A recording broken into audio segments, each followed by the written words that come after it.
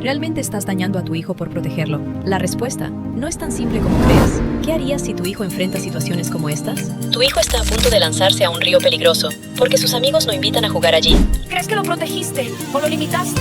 Los niños necesitan enfrentarse a la naturaleza para desarrollarse, para explorar. ¿Lo cuidarías? ¿Y esto otro? En tu familia acaban de perder a un ser querido importante para tu hijo. De aprender que la muerte también forma parte de la vida, y cuando se entere, cuando entienda que el abuelo no vuelve, ¿qué va a pensar? No decirle la verdad de inmediato sería un exceso de protección. ¿Y qué decir de este otro caso? Tu hija, de apenas 8 años, te mira y te pide algo inesperado. De pronto, te asaltan las dudas. ¿Deberías permitírselo o sería un error? Tomas una decisión, pero algo no sale como lo esperabas. Bienvenidos a un nuevo episodio de Mujeres Reales, Mamás Sin Filtro. El podcast de mujeres como tú, madres del día a día, con problemas reales y con soluciones reales. Sin más, comencemos. En todas estas situaciones, te preguntas, ¿protegerlos es siempre una sobreprotección dañina? Si tu hijo enfrenta estas situaciones, cuidarlo no es debilidad, es sabiduría, porque a veces, el instinto de proteger sí es necesario, y no se trata de caer en el exceso. Como padres, tomamos decisiones desde el corazón, con la firme intención de cuidar. Hoy, con Ángeles Auténtica, veremos 3 situaciones, y te aviso, la tercera situación te sorprenderá mucho. Sigue con nosotros hasta el final, porque aprenderás cuándo es correcto proteger, y por qué eso no te hace débil. Primero fue una de las madres a la que llamaremos Diana. Ella planteó una situación hipotética. Dijo que imagináramos varias familias un día soleado que salieron a pasear una tarde junto al río.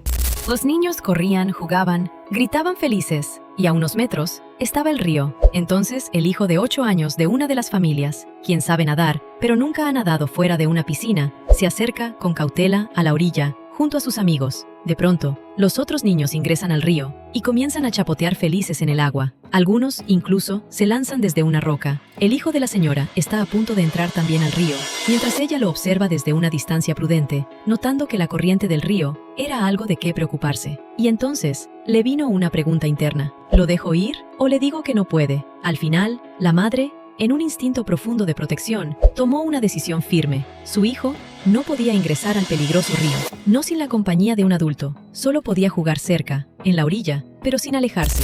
Esa historia, aunque era inventada, me hizo pensar, ¿y si me pasara a mí? ¿Qué haría yo si estuviese en el lugar de esa mamá? Y la verdad creo que yo también trataría de proteger a mi hijo. Claro, porque ser la única madre que no deja que su hijo se tire al río sin supervisión es muy cool, ¿verdad? ¿Crees que lo protegiste o lo limitaste? Los niños necesitan enfrentarse a la naturaleza para desarrollarse, para explorar, para crecer. ¿No estás acaso privándolo de una experiencia vital por tu propio miedo? Supervisar no es lo mismo que prohibir. Pudiste haberlo acompañado, haber estado cerca, dejar que ingresara al río con sus amigos, que aprendiera a sentir el mundo más allá del cloro de una piscina. Y el mensaje que le diste, ¿cuál fue? Eso no es para ti, tú no puedes. Seguro quieres que tu hijo crezca creyendo que todo lo nuevo es peligroso y que necesita permiso para probar. Sí, jugar libremente es súper importante, pero un río no es una piscina. Una cosa es ver niños saltando y jugando en el agua, y otra muy distinta es entender que la corriente de un río puede ser fuerte y peligrosa. El miedo de esa mamá no era exagerado, era porque sabe lo que puede pasar. Estás haciendo lo mejor que puedes. No estás criando desde el miedo, estás criando desde el amor responsable. Y si a veces dudas, está bien. Dudar es parte de cuidar, con conciencia. Tendrás muchas oportunidades para enseñarle a explorar el mundo, pero también tienes derecho a esperar el momento adecuado.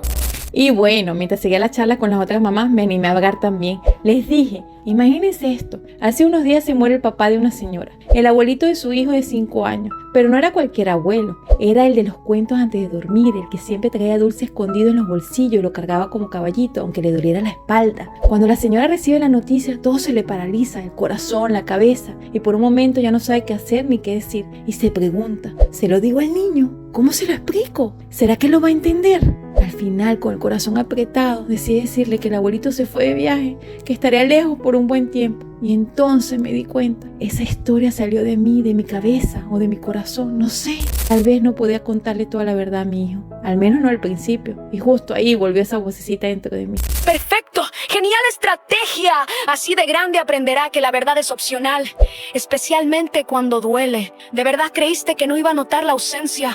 Los niños no necesitan todos los detalles, pero sí necesitan la verdad. Ahora hay un vacío que él no sabe cómo nombrar, una silla vacía. O le negaste la posibilidad de despedirse, de llorar, de aprender que la muerte también forma parte de la vida. Y cuando se entere, cuando entienda que el abuelo no vuelve, ¿qué va a pensar?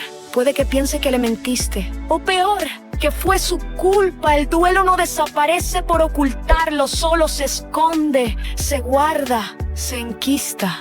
¿Cómo iba a explicarle a su hijo algo que ni ella misma entendía todavía? Su hijo es chiquito, su mundo es simple, bonito, sin tantas cosas difíciles. ¿De verdad tenía que hablarle de la muerte así, tan de repente? En ese momento, ella no tenía ni fuerzas, ni palabras, solo quería cuidar su corazoncito, aunque fuera por unos días. No le mintió para engañarlo, le habló con el único lenguaje que su hijo podía entender sin romperse por dentro. Y sí, esa conversación llegará, pero lo hará cuando ella también esté lista, cuando pueda hablar con calma, con amor y con toda la verdad.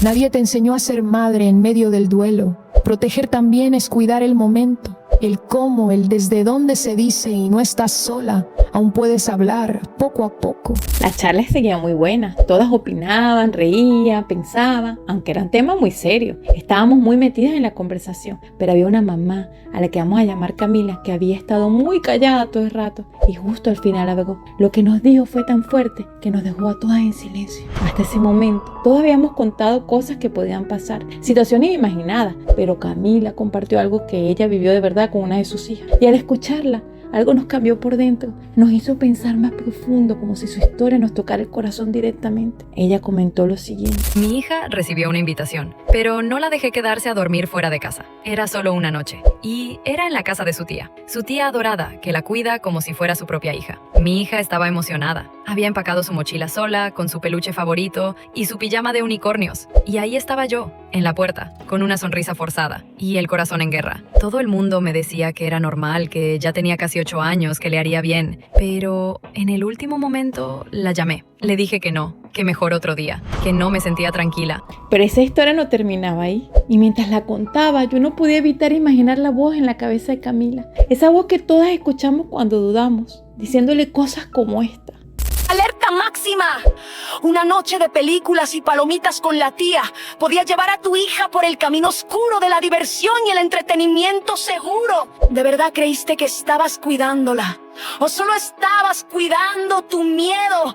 Dormir fuera es un paso natural, es independencia, es alegría, es confianza en otros. No la dejaste explorar una nueva experiencia que podría haberla fortalecido. ¿Sabes el mensaje que le diste? Fuera de casa, el mundo no es seguro. Confío solo en mí misma para protegerte. ¿Eso es amor? ¿O es encierro emocional disfrazado de cuidado? Tu ansiedad no puede ser la medida de su crecimiento. Y si sigues haciendo esto, vas a estar ahí siempre, cada noche, cada paso.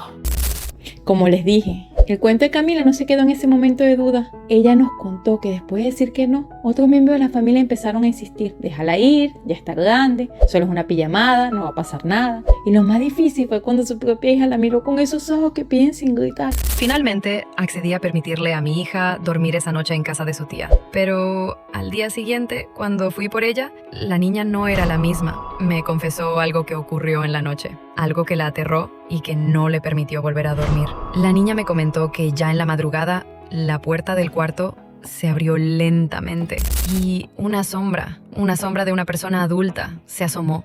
Lo peor de todo es que no era la sombra de su tía, sino quizás la de un hombre extraño. Un hombre que desde hacía unos meses rentaba una de las habitaciones de la casa y que, por su trabajo, casualmente llegaba a esas horas, en plena madrugada. Afortunadamente no pasó nada más, pero esa situación pudo haber terminado en una tragedia, como las que vemos a cada momento en las noticias. Pero lo que vino después no fue tan fácil. Durante varias noches su hija lloró en su cama, sin decir mucho. Camila también lloró, pero en silencio, con el corazón apretado, preguntándose si se había equivocado. ¿Fue un error no haberla protegido? ¿O fue lo correcto dejarla vivir esa experiencia? La verdad es que no hay respuesta simple. Lo que sí sabemos es que el contexto importa. Cada niño, cada familia, cada historia es diferente. No es que no se deba confiar en los familiares, pero es normal no confiar del todo en el mundo actual. Y no la estás criando para que viva con miedo. La estás criando para que viva con seguridad emocional. Ya llegará el día, pero será cuando ella esté lista y cuando tú también puedas soltar sin sentir que la estás abandonando. Antes de continuar, primero quiero decir algo importante. Yo sé que sobreproteger a nuestros hijos puede hacerles daño, mucho daño, pero aún así muchas veces nos seguimos preguntando, ¿proteger es amar? O a veces poner una burbuja que no los deja crecer. Cuidarlo mucho es ponerle un límite o darle justo lo que necesita. ¿Hasta cuándo los acompañamos y cuándo es el momento de dejarlos volar sin culpa? Espero que este video te haya hecho pensar, porque en la crianza no todo es blanco y negro.